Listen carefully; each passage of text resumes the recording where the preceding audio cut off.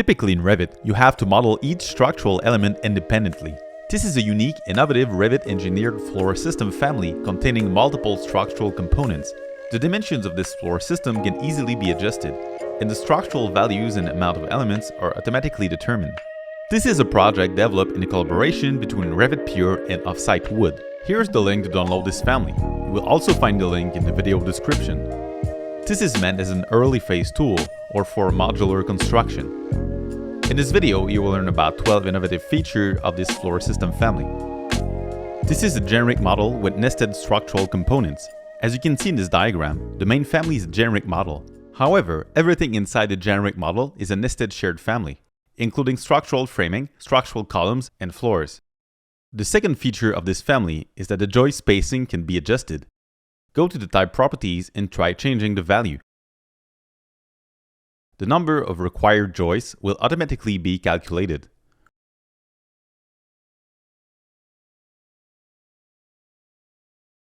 The third feature is that you can modify the length, width, and floor-to-floor height as instance properties. All structural components will adjust to match these values.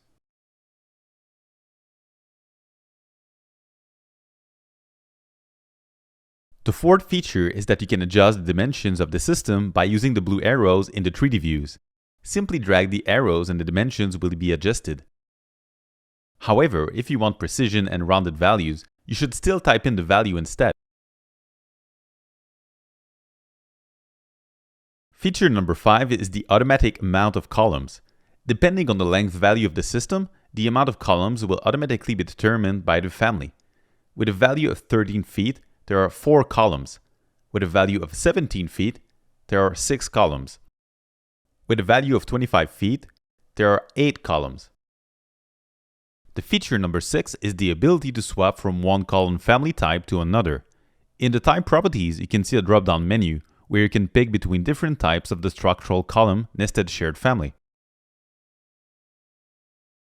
It is possible to create a new type to be used as a column. Scroll down in the project browser to find the structural columns. Duplicate the type, then adjust the dimensions. Switch the column used in this family to the new one. Feature number 7 is the automatic structural depth based on the width. When you change the width value of this family, the depth of the structural framing will automatically be updated. With a width of 17 feet, the structural depth is now 11 7/8 inches. With a width of 25 feet, the structural depth is 14 inches. Now let's talk about feature number 8. When the width is beyond the acceptable values, the joists disappear and a 3D text warning becomes visible. That means that the system doesn't work with these values. Change the width again to put it in the acceptable range. The joist will be back. Feature number 9. The subfloor is included as a nested shared family. Normally, you cannot create a loadable family in the floor category.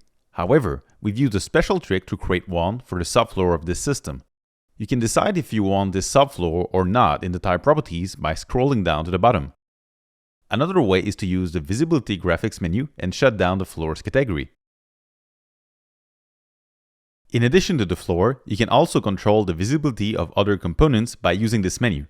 In this example, we shut down the structural columns but keep the rest visible. Feature number 10 is the use of LOD. If you switch the level of detail of the view to coarse, the structural components are replaced by a translucent slab. At medium, the whole system is visible. At the fine settings, you will see metal hangers for the joists. Feature number 11 is the inclusion of live schedules for all structural components in the floor systems. On the left, you can see a structural column schedule and a structural framing one. These schedules automatically update when the floor system dimensions are updated. If you copy and paste a new module, the amount of structural elements is doubled in the schedule. The family also includes a module schedule to get all systems in the project, including the mark and the main dimensions. Again, the dimensions will always stay up to date. Finally, the last feature is the inclusion of a container file with instructions. When you download this family, it will be part of a container file. The welcome page includes instructions on how to use the family, as well as the live schedule mentioned earlier. Again, use the link in the description to download the family, and thanks to our partner at Offsite Wood. If you like what you just saw, check out our course called Advanced Revit Family Strategies. Are you tired of low-quality, trash families ruining your models? In this course, you will learn how to create high-quality, lean, and efficient families that your colleagues will love. This is a course for users with a bit of experience using families.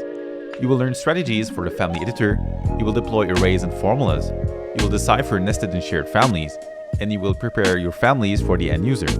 The first cohort of this course was a huge success, with an average rating of 9.5 out of 10. This is an interactive course with 30 students, with an active community where you will get to share the families you are currently working on. The next cohort starts on March 20th. The enrollment will soon open. To get on the waitlist, head on over to revitpure.com/family.